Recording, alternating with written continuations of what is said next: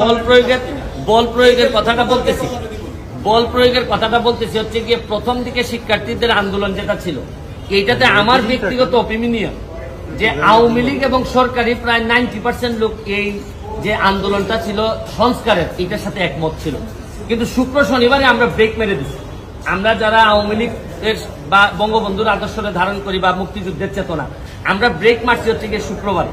কারণ শুক্রবারে আর শনিবারে যা ঘটছে এটা আর তখন আমাদের মনে হয়েছে যে এখানের মধ্যে অন্য রাজনীতি আছে।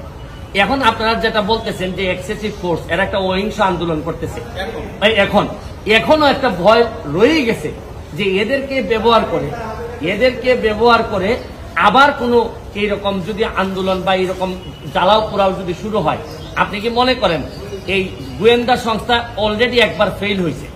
আমার কাছে মনে হয় যে গোয়েন্দা সংস্থার ব্যর্থতার কারণেই তো শুক্র শনিবারে এই ধরনের ঘটনা ঘটলো। এতগুলা মানুষ জামাত শিবির বা এই ধরনের লোকজন এসে এখানে অ্যাটাক করলো, গোয়েন্দা সংস্থার লোকজন জানে না, এটা তো তাদের একটা ব্যর্থতা। এখানে তো হাত দিতে হবে যে কেন আপনারা জানলেন না, এটার দায়িত্ব তো সরকারের।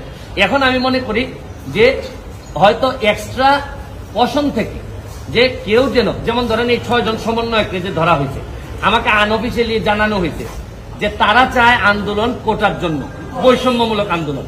এইটা শেষ করার পরও দেখা যাচ্ছে যে এদেরকে বাইরের একটা ইনফ্লুয়েন্স, যারা আসলে কোটার সাথে সম্পর্কিত না, এরা রাষ্ট্রের বিরুদ্ধে, তারা তাদেরকে ইনফ্লুয়েন্স করার চেষ্টা করতেছে। এবং এরা যেহেতু সাধারণ ছাত্রদের প্রতিনিধি, তাদেরকে একটা মানে আমরা যে বলি যে একটা সেফ এনভায়রনমেন্টে রাখার জন্যই এই ডিবি অফিসে রাখা হয়েছিল। এরা এদের যুক্তি দেখাচ্ছে, এটা আপনারা বিশ্বাস করতেও পারেন, নাও করতে পারেন, এই জন্যই তো আজকে ছেড়ে দেওয়া হয়েছে।